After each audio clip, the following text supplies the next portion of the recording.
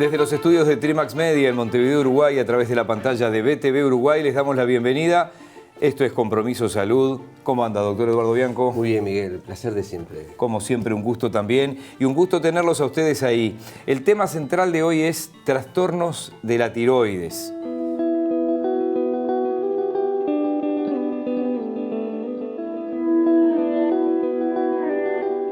La glándula tiroides está ubicada en la parte anterior y baja del cuello y es la encargada de secretar importantes hormonas, las que se conocen como T3 y T4.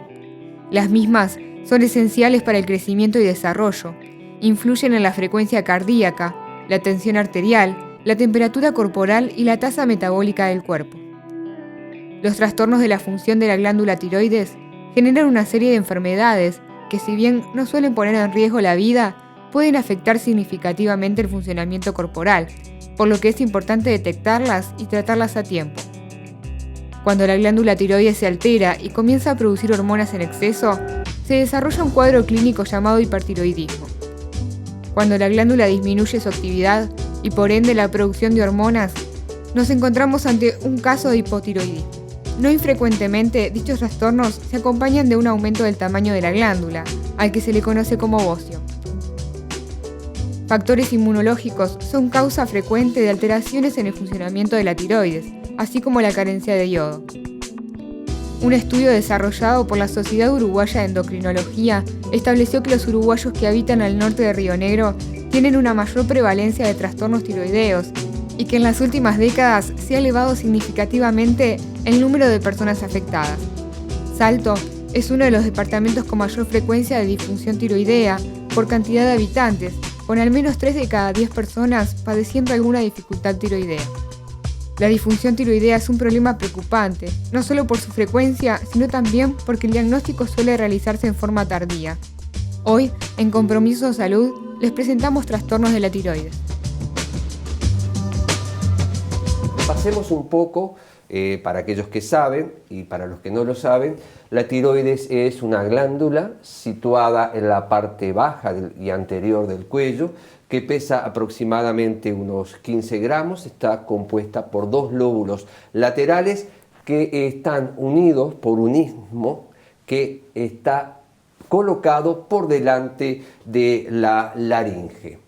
El sistema endocrino del cual la tiroides forma parte tiene un complejo sistema de regulación que incluye una parte del sistema nervioso llamada hipotálamo, una glándula que es la conexión entre el sistema nervioso y el sistema endocrino que se llama hipófisis y la propia glándula tiroides que tiene, como ustedes están viendo allí, una forma de H con sus 2 lóbulos unidos por un istmo.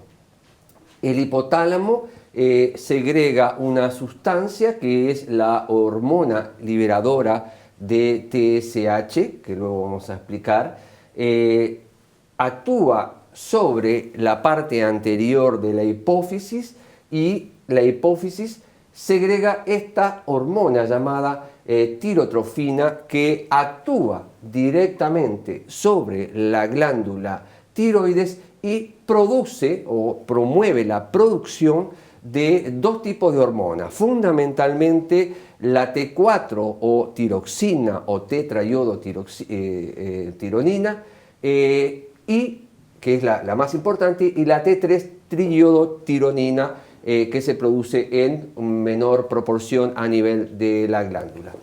La hormona principal llamada T4, que es el nombre por el cual la conoce hasta el medicamento. Exactamente. Alcanza la sangre, alcanza distintos órganos como el hígado, músculos, riñón, y es metabolizada y transformada en T3 triiodotironina y se producen los efectos. Para entender qué pasa cuando falla la función de la glándula tiroidea, tenemos que recordar que estas hormonas tiroideas actúan en todo el cuerpo, actúan sobre el metabolismo corporal en general y por lo tanto la afectación de esta glándula y de los niveles de hormonas tiroideas tiene una afectación muy difusa. Entonces,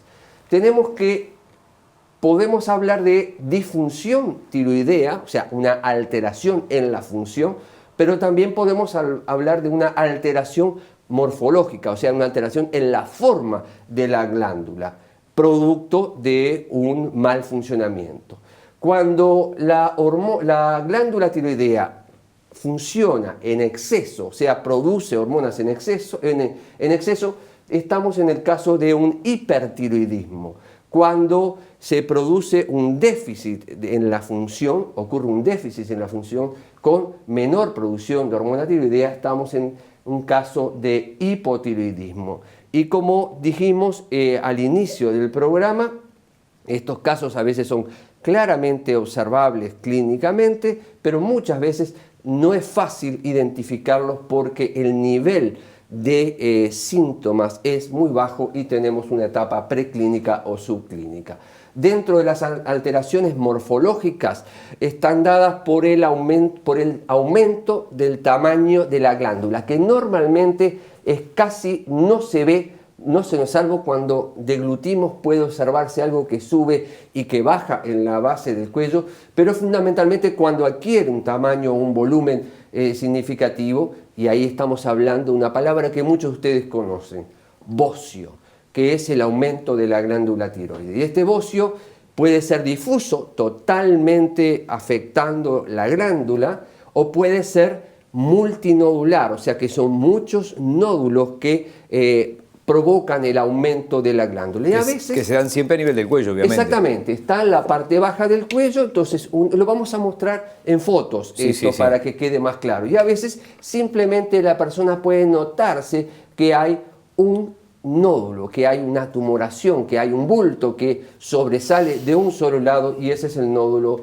tiroideo. Y aquí vamos a mostrar los tipos de bocio. En este caso es un cuello muy anchado, aquí se puede percibir, es el bocio difuso. Y en este caso es el bocio multinodular, son múltiples nódulos los que deforman la glándula. Y acá tenemos el caso de un nódulo tiroideo, es un bulto, una tumoración que hace protrusión en el cuello, no es toda la glándula, esto que va a ser objeto también de nuestra charla con el experto que nos visita, tiene sus implicancias diagnósticas y terapéuticas. ¿Cuáles son las causas, Miguel, de esto? Porque eso es el punto. Tenemos tres tipos de bocio. Bocio primario, un bocio secundario o terciario, dependiendo de qué parte del circuito de control del funcionamiento de la glándula está alterada, si es el hipotálamo o la hipófisis, y un bocio periférico que se debe a la resistencia de las hormonas que sí se producen normalmente, pero no actúan adecuadamente en los órganos blancos.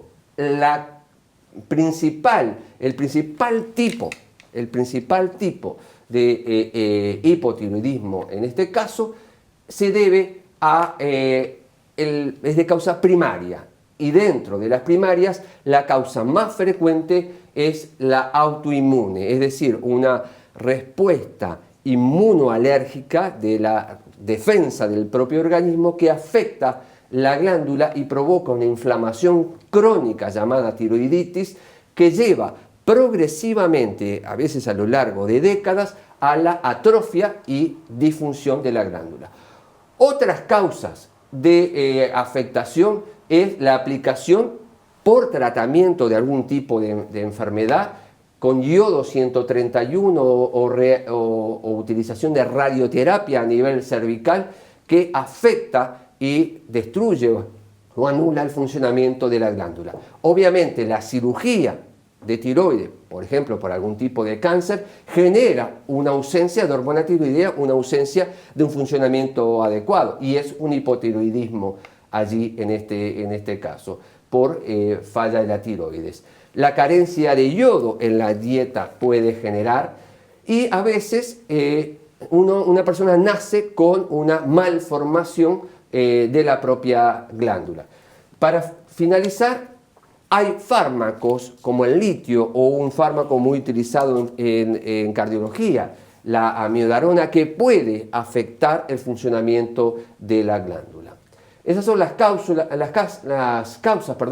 del hipotiroidismo. Y con respecto a los síntomas y signos, no se asusten, hay mucha cantidad. Sí, y nunca autodiagnosticarse, porque alguien dice, yo tengo 4 o 5. Exactamente, no se asusten porque son síntomas muy comunes que separados los puede tener cualquier persona, como vamos a ver. El problema está cuando se da un conjunto de elementos que el médico, el clínico, identifica, y ahí está, por ejemplo, una gran fatiga, acompañada de una piel amarillenta, descamante, con una ronquera especial. Son una serie de síntomas, y vemos a ver si tenemos algunos más. La persona mentalmente está lenta, hay una tendencia a la presión baja, la temperatura es baja, la lengua se agranda. No tienen por qué estar todos los elementos del cuadro, pero a medida que van pasando los años, si alguien no ve algún signo de alerta, se puede llegar a un cuadro completo que realmente deje a la persona en un nivel de funcionamiento muy, muy alterado. Aquí estamos viendo la persona con el facies de hipotiroidismo, y aquí cuando ya está en tratamiento hormonal adecuado. La cara le cambia a la persona. Vuelve a su lugar, ¿no? Exactamente. Tenemos también un caso que es el hipotiroidismo congénito, cuando un niño nace con un déficit de funcionamiento de la glándula tiroides. Eso es muy importante diagnosticarlo a tiempo, porque tratado se puede evitar esto. Se supone que con los controles periódicos que no hay que saltearse. Hoy, por suerte, este tipo de casos prácticamente ya no lo vemos en nuestro país, o es realmente raro, porque se identifica precozmente, porque al ser una hormona u hormonas tan importantes que afectan todo el metabolismo, la carencia absoluta de esto impide el desarrollo físico, pero también psicológico, neurológico del niño, y tiene un aspecto de duende con un retraso mental, etcétera, etcétera, y eso hoy es imperdonable que ocurra. El otro es en exceso, el hipertiroidismo, que es, como dijimos, hay un aumento de la hormona circulante, y las características principales de este cuadro es una persona diferente a la anterior. La otra estaba siempre quieta, no tenía fuerza para nada, había que empujarla para moverse. Esta no, es hiperactiva, está todo con calor, siempre tiene calor por más que haya frío, está taquicárdica, las manos sudorosas, tiene aceleración del tránsito intestinal, y predomina fundamentalmente en las mujeres adultas. Como vemos, la prevalencia es apenas un 2% del total de las mujeres de nuestra población, pero hay casos, y esta es la imagen típica, es la del libro. Había un actor de películas cómicas con ojos muy saltones. Yo no recuerdo ahora exactamente el nombre, pero lo vivimos. Hubo varios, ¿no? Sí. Pierre Richard, por ejemplo, el francés, era uno que bromeaba así.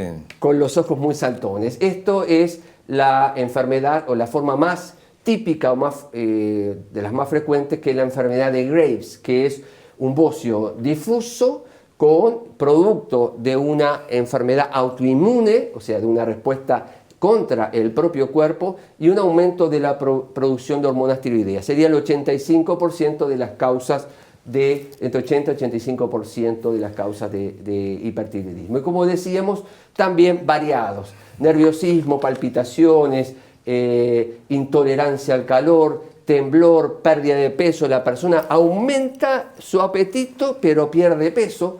Al revés de la otra situación. Exactamente, la otra aumentaba peso. Es decir, van en los dos sentidos absolutamente opuestos. Bien. Alteraciones del sueño y la presencia, sí o no, de bocio. como decíamos, fundamentalmente ambas pueden tener una fase subclínica que es importante diagnosticar. Y por último, como causa o como patología también están las propias inflamaciones de la tiroides, que pueden ser aguda, de causa bacteriana, o subaguda o crónica. La más conocida es la enfermedad de Hashimoto, que es autoinmune. Dejamos para nuestra experta un tema que es el cáncer de tiroides.